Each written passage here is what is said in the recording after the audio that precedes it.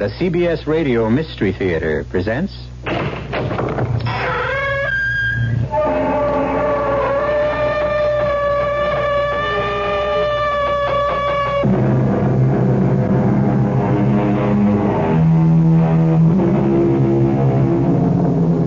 Come in. Welcome. I'm E.G. Marshall. Almost every high school student remembers the famous line from Julius Caesar that goes, "The evil that men do lives after them. The good is oft interred with their bones." In other words, the bad guys are remembered. The things the good guys did, we often forget. We hesitate to disagree with William Shakespeare. How many of us can recall the specific deeds of Jack the Ripper, Rasputin the Mad Monk, or Lucrezia Borgia? And how many of us will always remember the good deeds of Florence Nightingale, Joan of Arc, Abraham Lincoln? Our tale begins one stormy night when Eberhard Edwards was awakened from a deep sleep. Eberhard Edwards. Yes? Who's that? Who's speaking? Listen to me. What do you want? I wish to reward you. For what? I don't need anything. I am the one to decide that, Eberhard. If you say so. A reward for services above and beyond the call of duty. A reward for being that rarest of creatures. A good man. That's very kind of you, I'm sure, but Get out of bed. Stand in front of the long mirror. Turn around. What do you see? The light's not too good, but No. It can't be. That's impossible. That is my sign. My reward. My recognition of gratitude for your service. But what will people think? What will people say?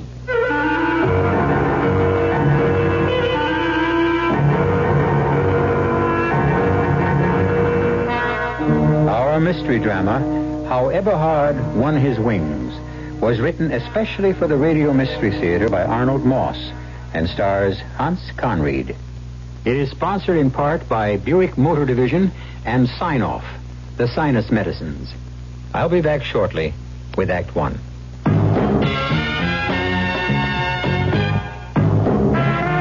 You don't see many people putting salt in their beer nowadays. Not that there's anything wrong with salt on radishes or French fries, but man, not in the king of beers. Truth is, the only thing salt can do for Budweiser is make it salty. An unwise thing to do to the only beer in America that's Beechwood aged. Unsalted Budweiser has become the most popular beer in the world. That's because in brewing Bud, the Budweiser brewmaster goes all the way for a taste, a smoothness, a drinkability you'll find in no other beer at any price.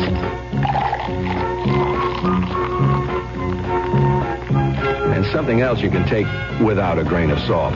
The fact that when you say Budweiser, you've said it all. Anheuser-Busch, St. Louis.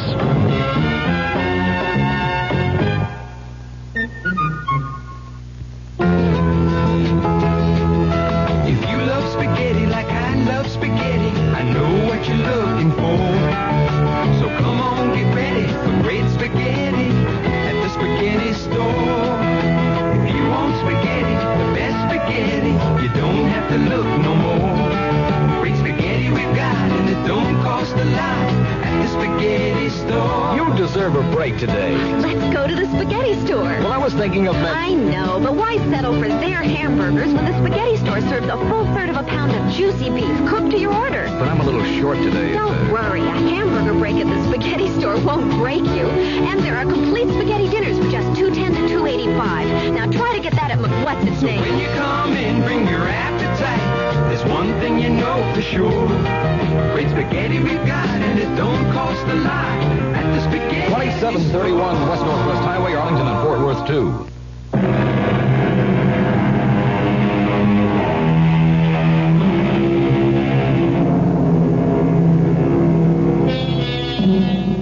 Eberhard Edwards, besides being a very competent bank teller, was one of that little band of unsung heroes whose major purpose in being alive is to try to make life a little better, a little more bearable for those around him. The one characteristic that always distinguished Eberhard from his fellow man was his love for his neighbor, his eagerness to do good in the world.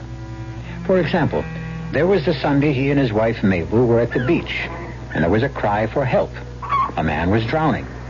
Before the lifeguard could get down off his platform, Eberhard had dashed into the sea and made a daring rescue of the drowning man. What on earth were you thinking of? What made you do it, Eberhard? The poor man was drowning. He needed help. But not your help. You can't even swim. That's true, isn't it? Well, something just told me to jump in. I guess I just didn't think. The man needed help, and I gave it. And there was the time with the blind, crippled beggar. Hey, mister, could you help out a fellow who's less fortunate than yourself? Have you got 50 cents, Mabel? 50 cents? Don't give him a penny. 50 cents? Now, what could I do with 50 cents? What do you need, my poor man? Well, I need some new clothes to keep me warm. My kids haven't had a decent meal in days. My wife is on the way to the hospital with another blessed event. And my sister-in-law... Not 1 cent, Eberhard. I'll give him $1. $1? Now, what could a person in my miserable circumstances begin to do with $1? 5? 5? 10? How about 20? 5, 10, 20. There you are, you poor man, and better luck. Oh, thank you, sir. You're a very considerate gentleman. Eberhard, why did you give that bum $20? Well, the poor fellow needed help. A new suit, food for his kids, his wife, he's got... Yeah, but the man's a crook. He's not blind. He's not crippled. He's not? No, the minute you gave him the money, he got up and walked away. So he did, didn't he? Oh, but it doesn't really matter. Oh, how can you say that? Well, even if he wasn't telling the whole truth, he needed the money more than we did. Eberhard, I know really? I know I'm right. Something, a voice inside me told me it was the right thing to do. And that's the way Eberhard Edwards lived his life. Yes, Eberhard was a good man. But life suddenly changed one day for the Edwards. The event altered the smooth course of their life forever. It began one night, in bed. Eberhard had had a hard day at the office. There are things that are right, and there are things that are wrong, and a man must do what he thinks is right. Oh, Eberhard, you're talking in your sleep again, and it's keeping me awake. Huh? Oh, what? Just turn over and go back to sleep. Oh, of course, dear. I'm sorry. You can't always be sure. It doesn't matter. The main thing, do what you think is good. Good. Eberhard Edwards. Who's that? Who is it? I don't see anyone. Of course you don't. But you hear me, don't you? Yes, but who are you? What do you want? I have something I wish to give you. Shh, not so loud.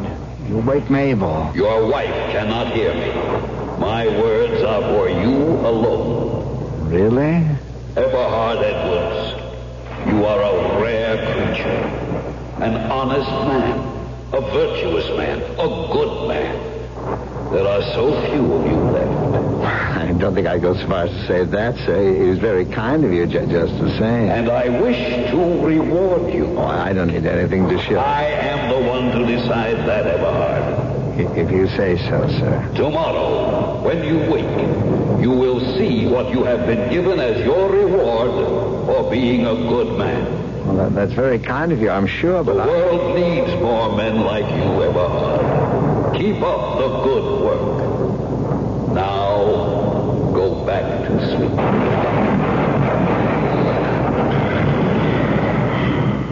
Oh, Eberhard, you're snoring again. and you're keeping me awake.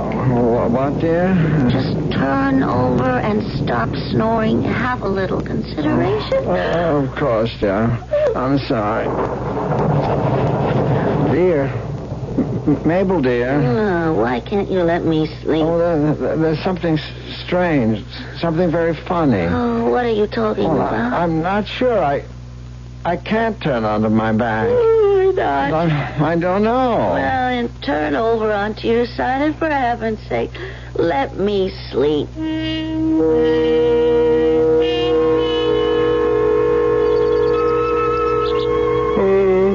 Good morning, dear. The storm's over. The sun's shining. The beautiful morning. Oh, you had a rough night. Talking in your sleep, snoring. I'm sorry about that, dear. I think I was having some kind of a dream, kind of a nightmare. Oh, what about? Can you remember?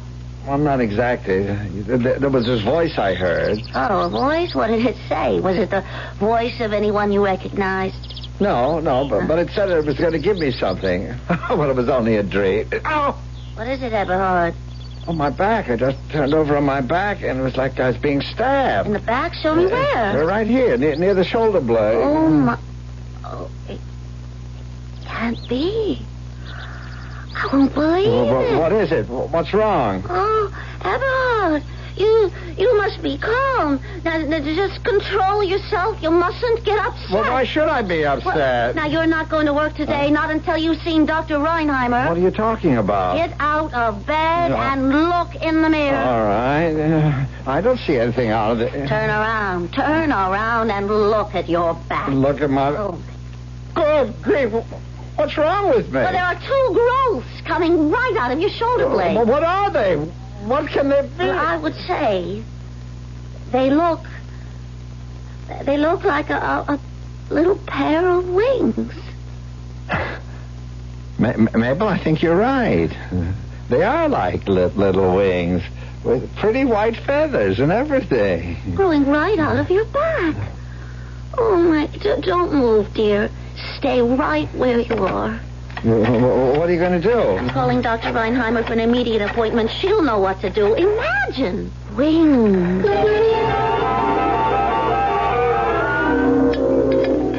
Mr. Edwards, I'm ready to give up. In the last 2 weeks, you have been given every examination known to modern medical science. Every one. And there are no answers. In over 20 years of practicing diagnostic medicine, I have never encountered a single case that even faintly resembles yours. Over 20 years. Mr. Edwards, you are a problem to medical science. Oh, I'm sorry to be so much trouble. I guess it's just something I'll have to learn to live with. Oh, no, Mr. Edwards. We can't afford to give up. Science must be served. We must keep trying. I understand, I think. And we're going to try to find out, Mr. Edwards, whether you're some sort of medical aberration. You mean some sort of freak? Well, you might call it that. Either some kind of medical aberration or... Yes, doctor, or? Or some kind of miracle. You mean they're not some malformation? Those little things are really wings? Well, we're not 100% sure yet, but if they are... And my colleagues and I are almost ready to admit that they are, in fact, wings. Then that would make me... Yes, Mr. Edwards. It would make you an angel.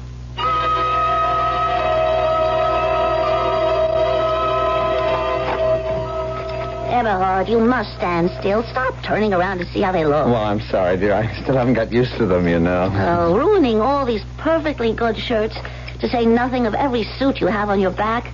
In a manner of speaking. But, Mabel, dear, we had to cut those slits in the backs of my shirts. Oh, but the suits, too. Including the black mohair, it's my favorite, and you've only had it 6 years. Well, it'll just take a little getting used to, dear. Oh, it's costing us a lot more money. But you can't expect me to ride in the subway with all those crowds. They could get bruised. They lose their nice white feathers. But a taxi to and from work every day. Yeah, I know, dear, I know. Well, I find it pretty humiliating. Humiliating? Yes. Just this morning at the supermarket checkout counter, that fresh little redhead kid dared to say, "We have a special this week on birdseed, Mrs. Edwards. 5 pounds for only 79 cents. Imagine. Oh, that was only his little joke. Well, And the neighbors themselves, Eberhard, they are talking. They are talking. But they're fine people, Mabel. It doesn't hurt us. Well, some of them even think your wings are fake. That you just stick them on that way. That you're really some kind of a nut. Well, let them think what they want. Eberhard? Yes, dear? Sit down. Huh? Please. And I don't want you to get upset or excited or anything. Well, when did I ever get excited? And don't interrupt, please. Oh, I wouldn't think of it. Now, Eberhard, this whole thing is impossible. Well, I don't know what you mean, dear. We've been married for 27 years. I've been a good wife. Well, haven't I? Oh, yes, Mabel. Yes, a very, very good wife. Yes, and there's been times when I've had to be a very patient one. You agree with that? The patience of Job. Well, my patience is at an end, Eberhard. This cannot go on any longer. Well, I don't understand. I asked you not to interrupt. I'm sorry, dear. Now, in one way or another, we've got to find a way to get rid of those awful wings. We can't possibly do that. Why can't we? They're embarrassing. They're expensive. They're useless. They're making us the butt of unfunny jokes from everyone in the neighborhood, and what's more, they're getting away, Eberhard. Eberhard Edwards, those wings must go.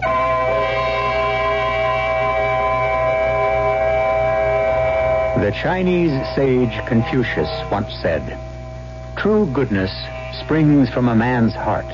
All men are born good." From his heart, Confucius said. In Eberhard Edwards' case, virtue has received a little bonus. A pair of exquisite wings measuring almost 18 inches from base to tip, with the whitest, softest feathers, which Mrs. Edwards has doomed to extinction. Can she? I'll return shortly with Act 2. What can you do to a family car to make it more than just roomy, comfortable, and utilitarian? Well, you could call it a Buick LeSabre, for starters. That'll get you the kinds of things you'd normally expect from a family car, plus some pretty uncommon family car traits. Like a level of exterior and interior elegance befitting a night on the town. The distinct formal roofline on the four-door hardtop LeSabre is highlighted by opera windows on either side.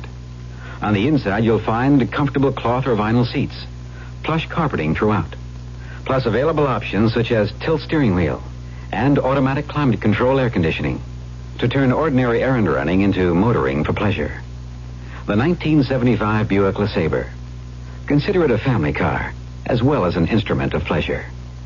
Buick's LeSabre.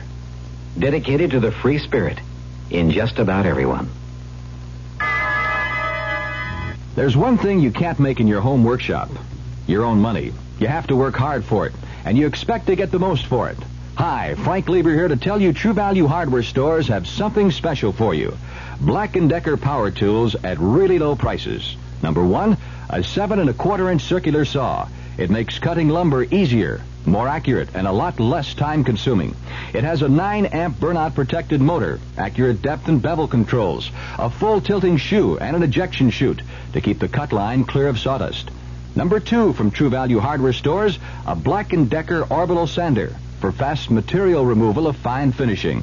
It sands right up to the edge on 3 sides, and it's double insulated for electrical safety. Black & Decker power tools at sensible prices. They're just a few of the values at the participating True Value Hardware store nearest your home. Check the yellow pages.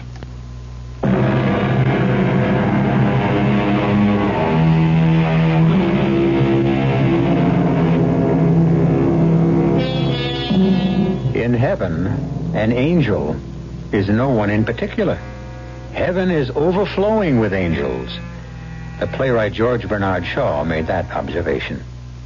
Who would look even twice at a being equipped with wings in the celestial realms above us? But when that being happens to be an earthling, one of us, we look and wonder. And that happens to be Eberhard Edwards' problem now. He has won his wings fairly by virtue of his good life. And they're turning out to be more than anyone could possibly have bargained for. Eberhard, Those wings of yours just must go. Oh, be reasonable, Mabel. You know as well as I do that they were given to me by you-know-who as a kind of sign, a kind of reward for being the sort of person that he thinks I am. Now, in a situation like that, you just don't say, thank you very much. It's very kind of you, I'm sure, but no thank you. I really don't care for your lovely little gift, and neither does my wife. You just don't do things like that. Well, whether you do or not, it's what you, Eberhard, are going to have to do. I can't, and I won't live with this anymore. But, Mabel, even if I agreed with you, and mind you, I do not, because, well, I think my wings are beautiful, and I love them, but even if I did agree with you that they were a nuisance, just how would we go about getting rid of them without offending anybody? Well, surgery, I suppose. I will not consider anything that might be offensive to whoever it was that gave them to me. We'll cross that bridge when we come to it. Let me see. Yeah, it's beginning to take shape in my mind. Yes. I think I have Well, it. I hope it's a good one. Well, think, Eberhard. How did you get those wings? Well, you know as well as I do that night during the storm I heard a voice, and I woke up, Oh, and that's not what I mean. You were given those wings as a sign, as a reward, as a kind of recognition, right? Well, I wouldn't go so far as to say As a that. recognition of the fact that you are considered to be a good man. Well, I think you carry it to extremes more times than not, but that's only my opinion. Obviously, there are others who don't agree with me. Well, I suppose so. Yes, yes. and if those wings were given to you because you were or are considered to be good, then all you have to do in order to lose them... No, Mabel, no. Don't even suggest it. Well, you've just got to learn to be bad. To be a sinner. Mabel, what are you saying? I could no sooner commit a sin than I could jump over the moon. Well, sometimes we surprise ourselves. To sin? Well, I wouldn't know how. Where would a person begin? Well, like anything else, I suppose. The first thing to do is to get a list somewhere of what is considered to be a sin. A list? Yeah, I have it, Eberhard. I have it. The seven deadly sins. Mabel, do you know what you're saying? Well, the 7 deadly sins, of course, how obvious. Well, what's obvious? When we find out what the 7 deadly sins are, then all you have to do is to commit a couple of them, and you'll see how quick you'll shed those feathery things of yours. You really think so, dear? Yes, I'm sure of it. Now, what are the 7 deadly sins? Get the dictionary. You can look it up under sins, 7, or deadly. Put it here on the table, sweetheart. Now, let's try deadly. D-C-D-A-D-E-R. Here we are. Deadly sins. Also called 7 deadly. Well, what does it say? A couple of things, and then it does list them. Write these down. Oh, yes. Okay? Pride. Covetousness. What's that? I don't know exactly. Just write it down. We'll find out later. Covetousness. Anger. Gluttony. Envy. Sloth. That makes 6. And lust. I beg your pardon? L-U-S-T. Lust. And that's the whole list. 7 deadly sins. What am I supposed to do with them? You commit them. Some of them, anyway. Mabel, I could. You know that I just could. It'd go against everything in which Well, why don't we begin with pride? Now, that shouldn't be too difficult. You just take on a proud attitude at the bank. That's where you can start. If it'll help, I'll run up a pretty black cape on the sewing machine. It'll help hide those things for the time being. A cape at the bank. Get and act with pride. You've just been promoted after 27 years to chief teller. Isn't that something to be proud of? Well, I know, dear, but... Well, you'll walk differently. Eberhard, you'll strut, not walk, like a peacock. Head high, nose in the air, looking down on everybody. But, Mabel, I couldn't. I you'll just have couldn't. to learn, Eberhard. First thing tomorrow morning, you show all of them at the bank what pride really is. And it'll work, I'm sure. What's the old saying? Pride goeth something or other. Your pride goeth before a fall. Exactly. But in your case, your pride will go before the fall of those dreadful rings. Right off your back.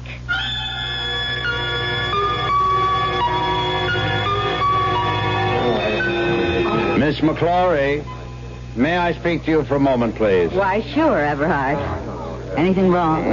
In the first place, Miss McClory, I would like you to address me from now on as Mr. Edwards. But you always asked me to call you Eberhard. You're kidding. I definitely am not, as you call it, kidding. Okay, if that's what you want, Mr. Edwards.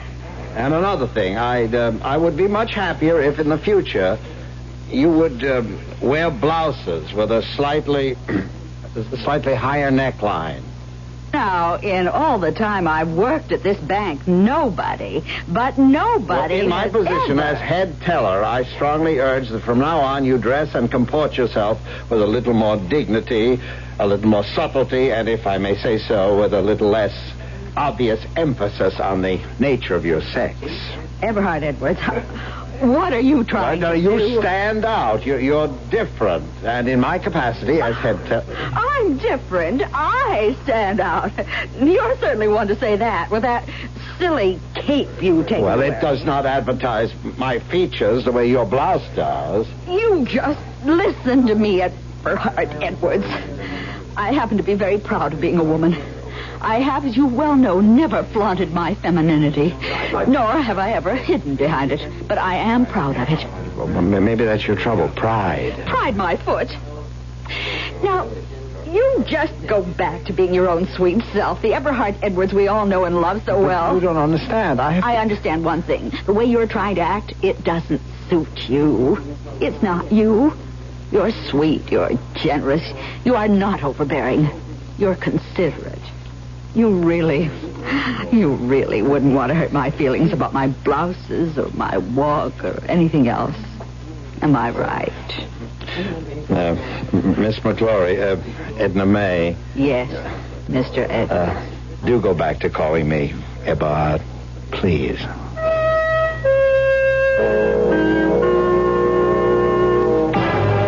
Pride, I'm afraid, is not my cup of tea. And you still have those horrible wings. Well, that's the long and the short of it, I'm afraid. Well, just because pride didn't work, it doesn't mean that one of the other six won't. We'll just keep trying. Or do we have to? Well, starting tomorrow, we'll try number 2 on our list. Which is? Gluttony. Now, that's got to work. We can't miss.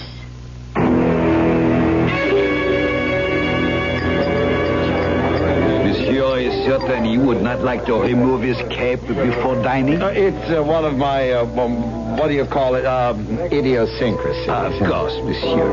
Then, to commence, may I suggest a half a dozen of our luscious oysters with our very special cocktail sauce? Well, that sounds good. Well, half a dozen for my wife. And 2 dozen for you. And 2 dozen for me. But, of course, monsieur. For the fish course. No soup? Stupid of me, madame, but of course. I would recommend our soup à croissant, watercress soup. Very light on the stomach, of unsurpassable flavor. Well, I'll skip the soup, but you have it, dear. Well, I think I prefer a good hearty soup, something that'll stick to my ribs, like a rich, heavy bean soup. Oh, but certainly, monsieur. Shall we then omit the fish since we are having a heavy soup? Oh, my husband adores fish, don't you, dear? I understand. Our chef is especially proud of the magic he creates with the filet of salmon. Well, 1 order for my wife, 2 for me. Oh, but of course, monsieur. Now, for the main course. How's your roast beef tonight? Roast beef? Oh, but excellent, as always. Mm-hmm. A small portion for me, medium rare, and the special extra cut for my husband. The special extra cut way over 2 pounds. Well, I'd like it rare, with a bone, please. And a double order of your hash brown potatoes, carrots, peas, and green beans. Oui, monsieur. We skip the salad. Oh, what kind of a meal is it without a salad? Certainly salad. A big chef salad. Huh? You and madame will share one. No, 1 each. Make mine extra large. 2 chef salad, 1 extra large. And I think we'll wait till later to order dessert. You have so many tempting ones, I find it difficult to choose. Thank you, monsieur. I will send the wine steward to your table immediately. How am I doing? Wonderful, Eberhard. I'm really proud of you. But it's not just enough to order. To be a glutton, You have to eat what you order. Oh, don't worry. I can handle it if my wings must go. Madame, your oysters. Half a dozen for Madame. And for Monsieur, 2 dozen. Good appetite, Monsieur. And, if you will permit me to say so, the very best of luck.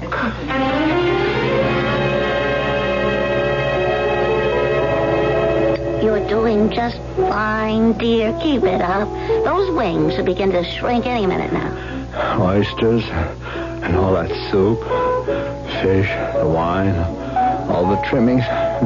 Mabel, I don't think I can eat any. I don't think my stomach is capable. Have another roll in butter, Eberhard. I'm so proud of you. You're doing wonderfully. I'm not so sure. And here, Monsieur, the prime rib of beef au jus, exactly as you ordered. 2 whole pounds of succulent, juicy beef. 2 inches thick, with a beautiful natural gravy that will make your mouth water. Monsieur. Oh, dear, if you'll excuse me. May I help? Where are you going? Somebody, anybody, show me the way to the men's room, please.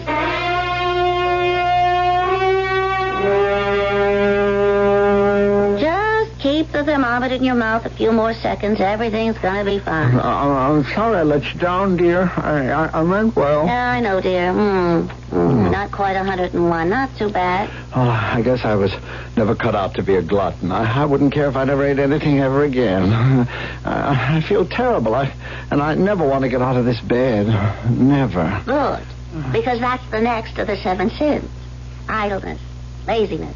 Just doing nothing. The one they call sloth. Doing nothing? Not a single thing. Absolutely nothing. Now, that shouldn't be too difficult, should it, dear?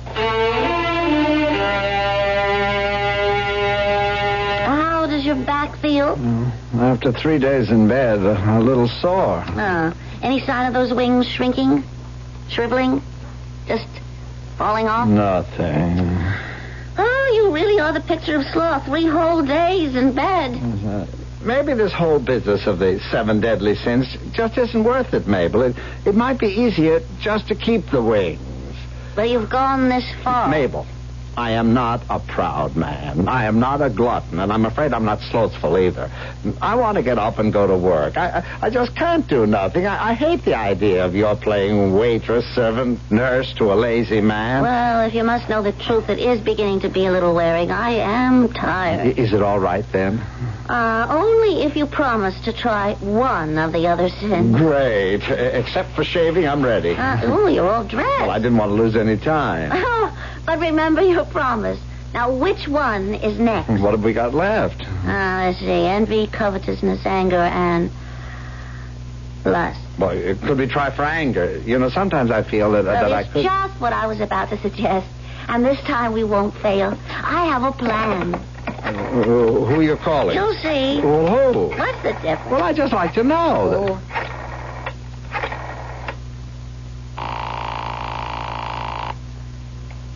Hello? Who's that calling? Mr. Charnislav?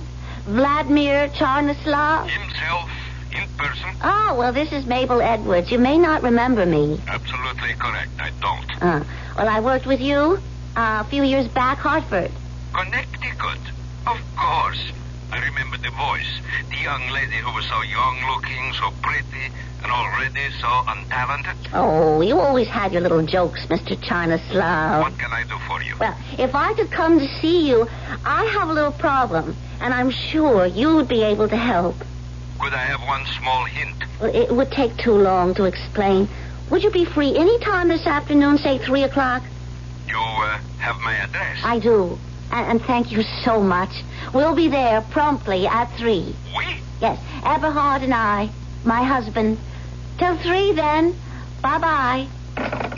What was that all about? What does Vladimir, whatever his name is, have to do with what you call my little problem? Trust me, Eberhard. This time I know we're on the right path.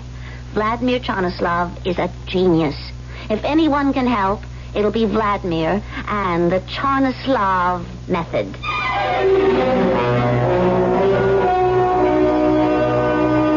We all know it's not an easy thing to be good. Temptation keeps rearing its lovely head every minute. It's only the very strong who can wholly resist. But Eberhard Edwards is finding out that for him, it's just as difficult to be bad. I'll be back shortly with Act 3. I want that sinus medicine. Headache tablets? No, sinus medicine. Sinus tablets. Helps the headache and the pressure. Oh, you mean sign off. Exactly. Headache pain is one thing. A sinus headache is something else. Sometimes your whole face can seem to throb with pain. You want relief. Take Sign-Off tablets. Sineoff, the sinus medicine that gives you a full dose of pure aspirin plus a sinus drainer. Sign-Off, the sinus medicine that helps relieve sinus pain while you drain. And Sign-Off doesn't stop there. Have you tried Sign-Off Sinus Spray, the fastest known form of sinus congestion relief? It works in seconds. That's Sign-Off Sinus Spray. When sinus flares up, use Sign-Off tablets and spray only as directed. Sineoff. Sign off. Exactly. Sign-Off, the sinus medicines in the bright red box. Ladies and gentlemen, introducing the all-new 1975 Super City. Super City is more than a discount office supply house. Why, you don't even have to have an office to shop at Super City. Want a great gift for somebody great? Then listen. A complete selection of typewriter ribbons. Most styles only $1.19 each. Today at Super City. That's Super City Discount Office Products, 2527 West Mockingbird Lane, just west of Love Field. That's Super City.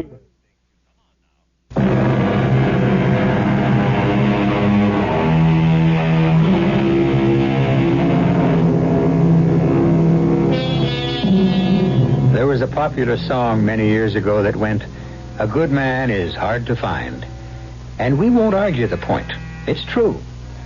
But suppose that good man or woman were you.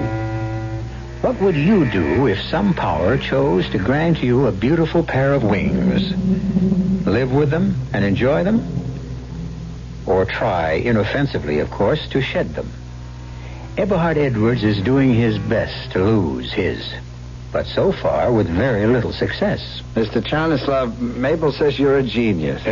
That's quite true. Well, we want you to teach him how to be angry. Angry?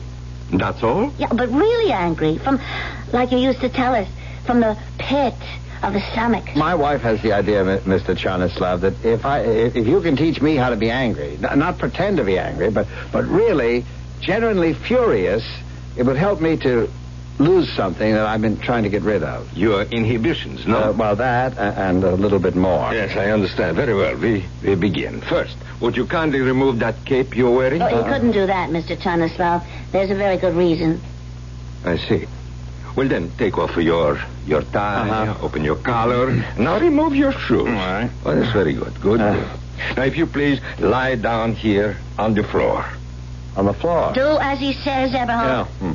Flat on your stomach, stretch out. Stretch. More. Very good, very good. Now, on your knees. Like this? Good. Now, listen carefully.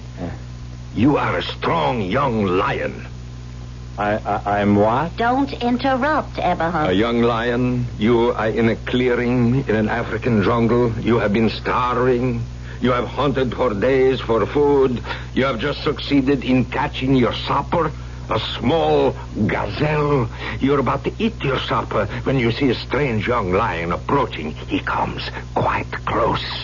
You look into his yellow eyes. You see there the look of hunger, of desperation. He reaches out one huge paw to take away from you your dinner. At that moment, in your blind fury, your uncontrollable anger, you shake your mane wildly, look that other lion in the eye, and you let out a bellowing of hatred, a roar of frenzy. Roar, Mr. Edwards, roar! Do as he says, Eberhard. Let yourself go. I don't know how. It's very simple. Just roar. I'm sorry, Mr. Stanislav. We try something else. Stand up, please. I never was very good at impersonating. We try one more time. The Stanislav method has never failed. Mr. Edwards. Yes? You might as well know the truth. I am madly in love with your wife. I have been since the first time we met. I love her, and I am man enough to hold on to her. But you, Mr. Edwards, you are nothing. And to show my scorn for you, this. Oh, you hit me. Right in the face. You like to make something of it? You poor man, to be so carried away by your emotions that you... Well, what are you going to do about it, Eberhard? What else is there to do? Poor Mr. Stanislav. I turned the other cheek. Strike me again, if you like. Huh? Oh, I give up. For the first time, my method has failed. Leave my studio, both of you. But what you said about yourself and my wife... It wasn't true, of course. It was part of the method. Well, I hope you'll excuse me for everything. I just find it impossible to get angry, mad at anybody or anything. I'm sorry I let you down.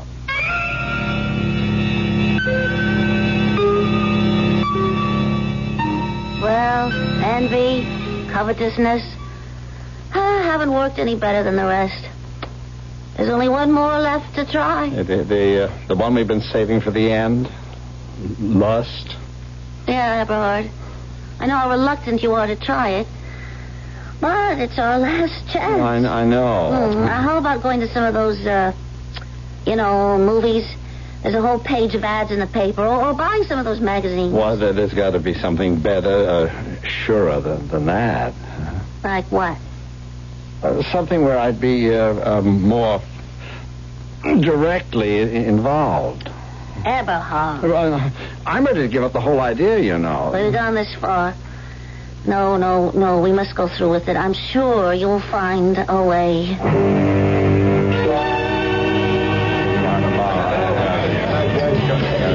Bartender, I'll have another.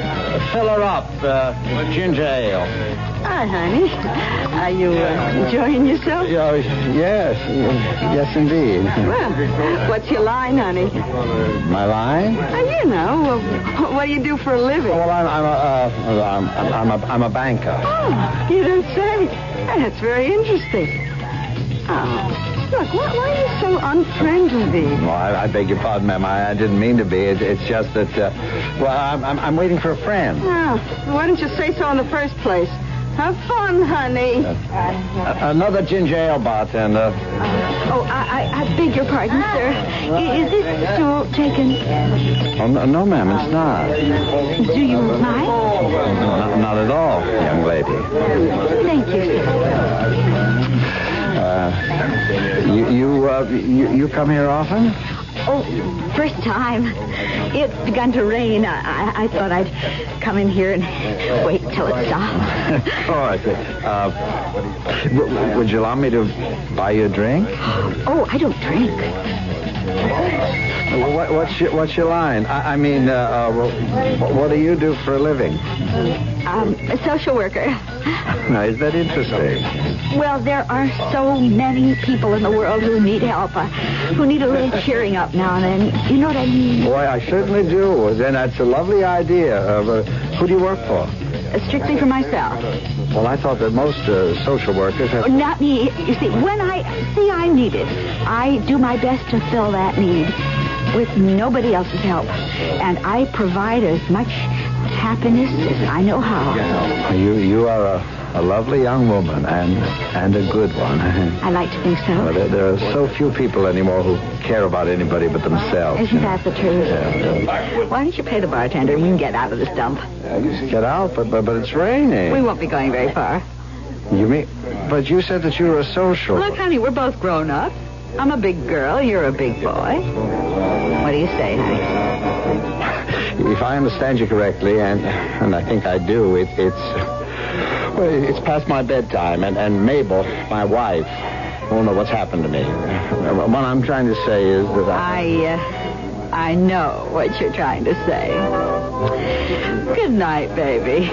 Pleasant dreams. go home to Mama and feather your nest. How did you know?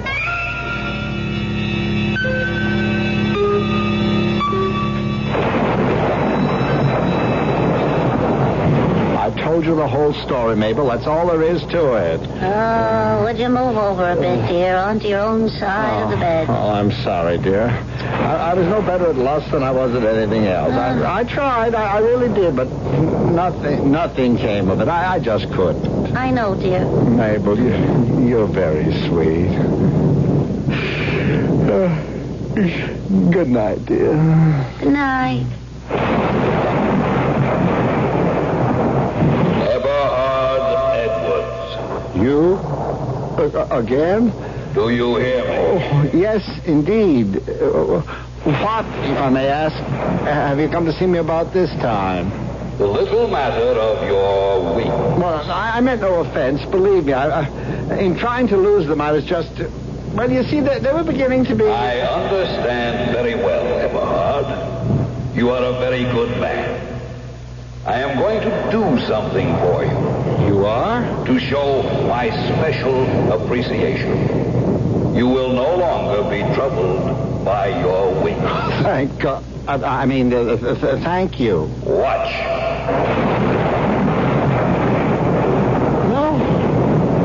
I can hardly believe it. Mabel, wake up.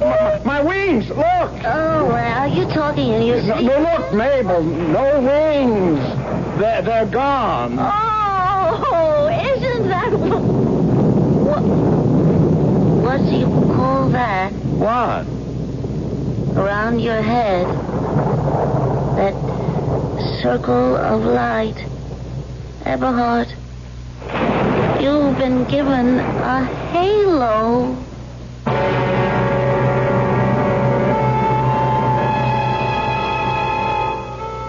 You recall that popular classic of the 20s that went, "If I had the wings of an angel, over these prison walls I would fly"? It almost became the theme song of the Edwards family. But that all changed. Now, when Mabel wants to go to sleep, she asks Eberhard to turn off his halo. The light keeps her awake. But, alas, Eberhard can't do that. And in the hope that something will happen, his bedside reading each night has become Rudyard Kipling's The Light That Failed. I'll be back shortly. Young I may be, but still I'm a man. Just turned 18 and I'll do what I can to find me a place where I can be me. Get ready for life, be free as the sea. Where do I go from here? Oh, where do I go from here? I finished school, but what lies ahead? Don't want to get trapped, want to feel free instead. All over the world, there's so much to do. The call of the sea, don't you hear it too? Where do I go from here? Oh, where do I go from here? What about the new Navy? You'll get your chance at success, learn an exciting job, and see the world. Call toll-free 800-841-8000. That's 800-841-8000. Or see your Navy recruiter. Be someone special in the new Navy. I know where I'm going from here.